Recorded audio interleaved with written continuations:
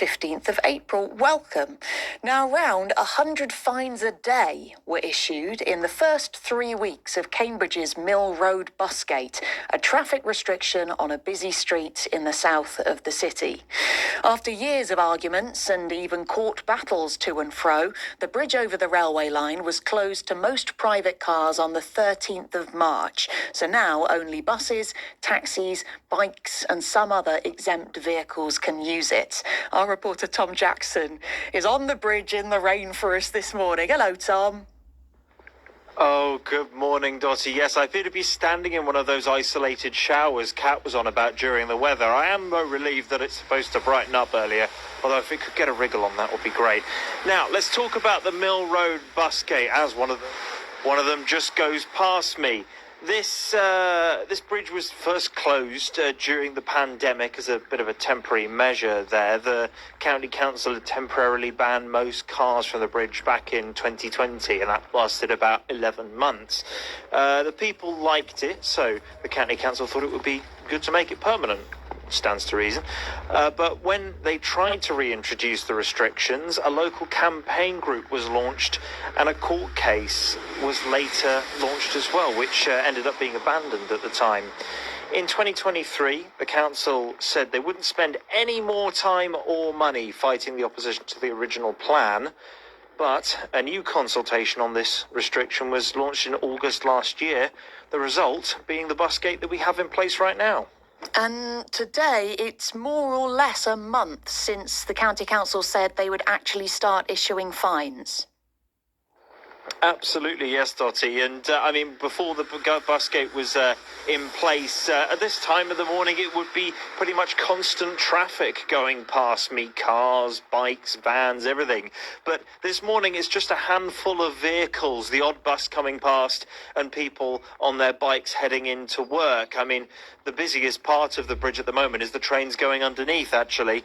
And yes, the county council said so far, to date, 2,206 penalty charge notices, or PCNs, if you're in the know like myself, have been issued. That many since the 13th of March to the 4th of April, over that time period. So in that first month, over 2,000. The traffic regulation order has been in place since December, but the period up to the end of January was used as an extended warning period. And in February, there were some sort of warning notices sent out, sort of like a little postcard to go home and say, oh, naughty, naughty. But it's only since March that the fines came into force. OK, Tom. Excuse me, my notes have gone a bit wet in the room. That's all right, Tom. Go and find your brolly or get under one of the awnings of the shops and see what people are saying on Mill Road about this. I'd love to hear from you. Have you noticed a change in the street, if you know it well, if you use it, in the last month or so, since the fines started being sent out? It's almost 100 fines a day that were sent out in that first 3 weeks of them being issued. If you've been caught out by the Mill Road busgate, it'd be interesting to hear from you. Text 81333 and start your message CAM. Abdullah Rain is the owner of the Alameen Grocery on the city side of the Mill Road Railway Bridge. Hi, Abdul. Hi, how are you, Dottie? Yeah, very well, thank you. It's been a while since we spoke. A month, more or less, of the bridge being properly closed. Has it changed Mill Road, do you think? Well, of course, on the onset, one should say that it's still a bit early to make a full diagnosis. However, there are some things which are beginning to appear quite clearly. Number one, there is a lot more traffic on the town side of the bridge, particularly coming now from Devonshire Road, Tennyson Road, and so on. And it backs up all the way through to the lights, which is at Parkside. And you can almost taste the smoke, the petrol fumes.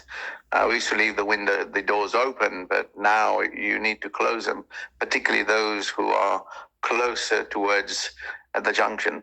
And I guess people are just using the shortcuts that they may, in order to avoid the fines. Has it really made a difference in terms of trade? Yes, it has. I think most people will tell you that trade is significantly down. Most people could be between 20 and 50%, which is significant. And I guess there are many shops which will start closing their doors as a consequence. What about at your grocery, Abdul? Because you're just on the city side of the railway bridge, aren't you? You're actually quite close to that junction that you say has got so much busier.